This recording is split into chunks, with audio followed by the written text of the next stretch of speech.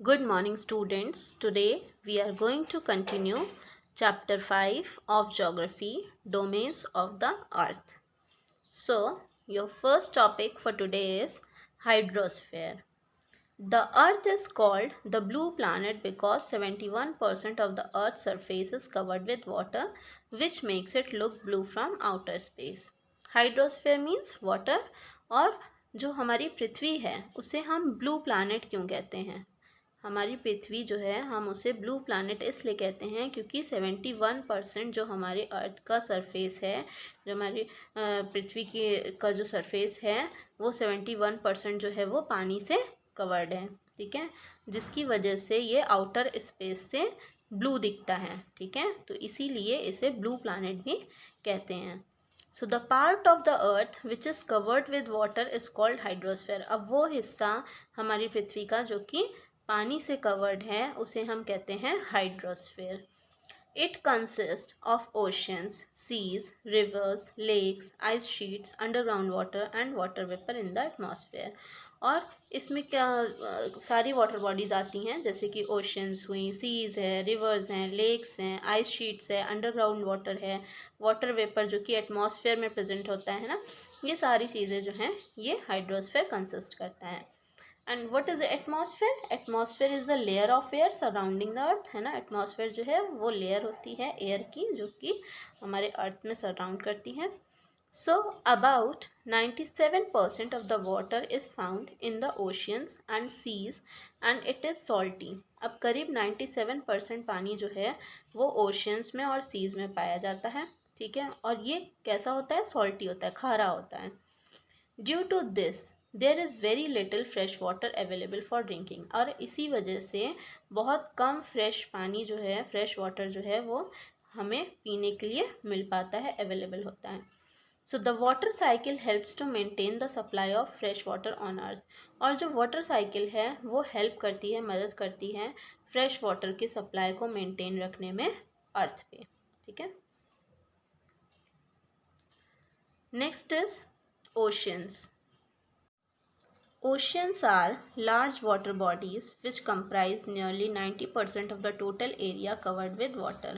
Oceans क्या होते हैं? Oceans जो है ये large water bodies होती हैं जिसमें करीब 90% जो total area होता है वो water से covered होता है। They are an important source of moisture in the atmosphere and provide habitation to the marine plants and animals. और ये एक important source होते हैं moisture के atmosphere में। ठीक है, ये atmosphere में moisture को बनाने में एक important source होते हैं। ठीक है, और ये प्रोवाइड करते हैं मरीन प्लांट्स को और एनिमल्स को, जो पानी में जीव जंतु रहते हैं। ठीक है, और प्लांट्स जो रहते हैं उनको ये हैबिटेशन प्रोवाइड करते हैं। So there are 5 oceans namely. अब टोटल 5 ओशंस होते हैं। कौन कौन से? Pacific Ocean, the Atlantic Ocean, the Indian Ocean and the Southern Ocean and the Arctic Ocean. ठीक है, these are the 5 oceans. So first we will read about the Pacific ocean.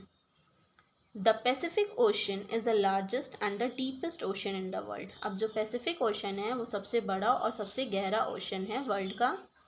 It is circular in shape and covers nearly 1/3 of the globe. और ये इसका जो shape है वो circular है। ठीक है, और ये करीब 1/3 हिस्सा ग्लोब का कवर करता है।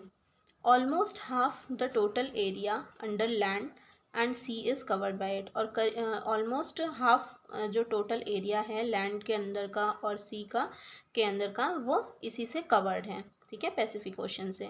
तो the deepest point on earth, the Mariana trench, lies under this ocean. और जो सबसे गहरा पॉइंट है, ठीक है, मैरियाना ट्रेंच, वो इसी ओशन में लाई करता है.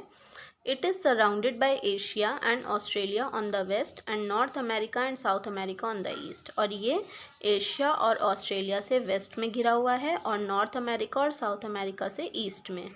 Nearly 3/4 of the Earth's active volcanoes are found in the Pacific Ocean or on land close to it.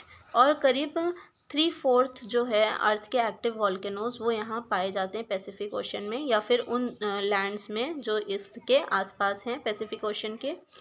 ठीक है, वॉल्केनोज क्या होते हैं? Conical mountains with a crater eight top through which lava comes out. ठीक है, जैसे कि आपको पता है वॉल्केनोज क्या होते हैं? ये कॉनिकल माउंटेन्स होते हैं जिसपे क्रेटर होता है टॉप पे, जिसमें से लावा बाहर आता है।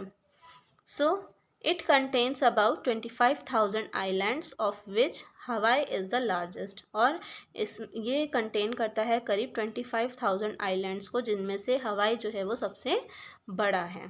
ठीक है।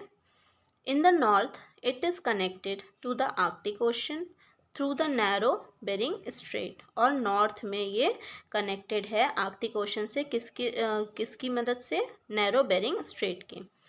Down south it merges with the Atlantic and the Indian oceans. और डाउन साउथ में जाके ये मर्ज हो जाता है अटलांटिक से और इंडियन ओशन से।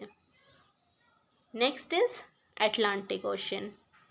The S shaped Atlantic ocean is about half the size of the Pacific ocean. अब जो एस शेप्ड अटलांटिक ओशन है वो पैसिफिक ओशन से आधा है साइज़ में। It is the second largest ocean in the world. और ये दूसरा सबसे बड़ा ओशन है वर्ल्ड का।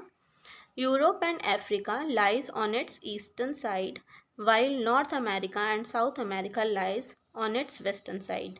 और यूरोप और अफ्रीका जो है वो उसके ईस्टर्न साइड पे लाई करती है, और नॉर्थ अमेरिका और साउथ अमेरिका जो है वो इसके वेस्टर्न साइड पे लाई करते हैं। Some of the largest natural harbours and trading ports lie on its irregular and long coastline. और कुछ बड़े बड़े नेचुरल हार्बर्स और ट्रेडिंग पोर्ट्स जो हैं वो यहाँ के इरेगुलर और लॉन्ग, जो लंबी कोस्ट लाइन है और जो इरेगुलर लॉन्ग कोस्ट लाइन है वहाँ पे लाई करती हैं। हार्बर्स क्या होते हैं? Sheltered ports. ठीक है, where ships load and unloads cargo. ठीक है, ये शेल्टर्ड पोर्ट्स होते हैं जहाँ पे शिप्स जो हैं वो लोड करती है और अनलोड करती है कार्गोज को। So it is the busiest ocean from the point of view of travel and trade. और इसीलिए इसे बिजिएस्ट ओशन माना जाता है। ये सबसे बिजिएस्ट ओशन होता है अगर हम ट्रैवल और ट्रेड के पर्पज से या पॉइंट ऑफ व्यू से देखें तो। So to the north, it stretches up to the Arctic Circle and to the south, it merges with the Pacific and the Indian Ocean. North में ये stretch होता है Arctic Circle से south की तरफ, और बाद में मर्ज हो जाता है पैसिफिक से और इंडियन ओशियन से। Next is Indian ocean. Indian ocean is the warmest and the third largest ocean in the world. Indian ocean जो है वो वार्मेस्ट है, मतलब गर्म रहता है, और तीसरा लार्जेस्ट ओशन है वर्ल्ड का।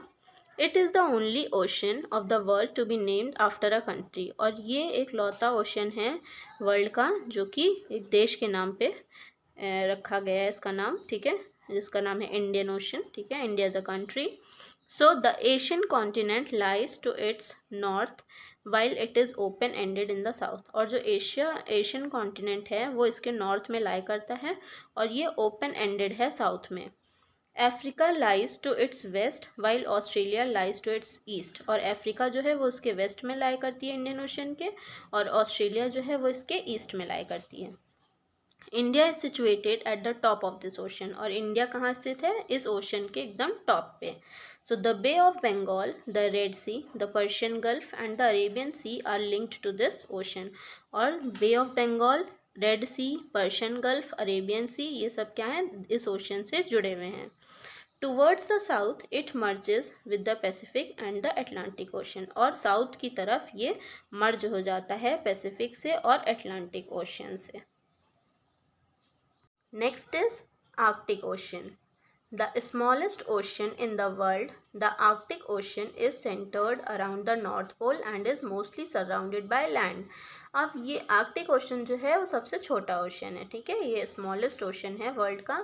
और आर्कटिक ओशन जो है वो सेंटर्ड है अराउंड द नॉर्थ पोल और मोस्टली लैंड से घिरा हुआ है, मतलब नॉर्थ पोल के आसपास सेंटर में है ये ओशन। ठीक है, और ये ज़्यादातर ज़मीन से घिरा हुआ है। ठीक है, लैंड है। So it is situated in the Arctic circle. और ये कहाँ स्थित है? आर्कटिक सर्कल में।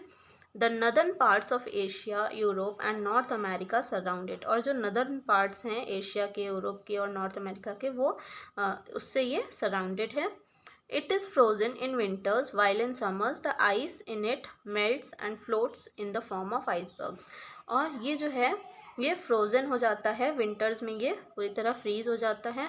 और समर्स में क्या होता है, ये जो आइस फ्रीज़ होती है ये मेल्ट होती है और फ्लोट होती है in the form of icebergs, ठीक है। मेल्ट होके ये फ्लो करती है आइसबर्ग्स के फॉर्म में, ठीक है। आइसबर्ग्स किसे कहते हैं, large floating masses of ice, मतलब जो बड़े बड़े बर्फ़ के टुकड़े होते हैं वो फ्लो होके आइसबर्ग्स के फॉर्म में बह जाते हैं। So the Bering Strait connects it to the Pacific Ocean, और जो बेरिंग स्ट्रेट है वो इसे पैसिफिक ओशन से कनेक्ट करती है। It merges with the Atlantic ocean between Greenland and Scandinavia, और ये मर्ज हो जाती है अटलांटिक ओशन से ग्रीनलैंड और स्कैंडिनेविया के बीच में। Okay, so next and the last ocean, southern ocean, ठीक है।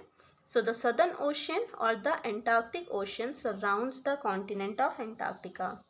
अब सदर्न ओशियन जिसे हम एंटार्क्टिक ओशन भी कहते हैं, ये एंटार्क्टिका का जो कॉन्टिनेंट है उससे सराउंडेड है। The Pacific, Atlantic and Indian oceans merge into it, और जो पैसिफिक, अटलांटिक और इंडियन ओशन है वो इसमें जाके मर्ज हो जाते हैं। So next topic is importance of oceans.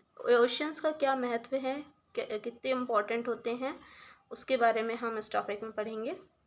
So oceans help to make the climate of a place moderate. Oceans जो हैं वो किसी भी जगह का जो क्लाइमेट है, किसी भी प्लेस का जो क्लाइमेट है उसे मॉडरेट बनाता है, मतलब बहुत ज़्यादा ना गर्मी होती है ना बहुत ज़्यादा ठंड होती है, ठीक है।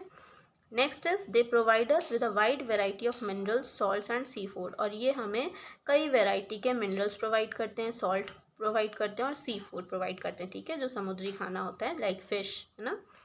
Next is they are used as a medium to travel, और ओशंस का इस्तेमाल एक जगह से दूसरी जगह जाने के लिए भी इस्तेमाल किया जाता है, ठीक है। It is a medium to travel and they are used for recreation and water sports and are also tourist attraction, और ओशंस जो हैं वो रिक्रिएशन के लिए भी इस्तेमाल किए जाते हैं, वाटर स्पोर्ट्स भी होते हैं इसमें, है ना, ओशंस में, और ये टूरिस्ट के अट्रैक्शंस भी होते हैं, ठीक है। कई टूरिस्ट जो हैं वो ओशन से अट्रैक्ट होते हैं। Next is ocean water is a source of energy. Ocean water जो है वो एनर्जी का भी सोर्स है, इससे हमें एनर्जी मिलती है। Next is oceans are a home to many aquatic animals and plants, और ओशंस जो हैं वो कई एक्वेटिक एनिमल्स का घर होते हैं, कई जो एक्वेटिक प्लांट्स होते हैं, ठीक है, मरीन प्लांट्स जो होते हैं उनका घर होते हैं। So in this way oceans are important to us, ठीक है, these are the importance of oceans. So students, I hope you have understood this much. Now we will continue this chapter tomorrow. Thank you.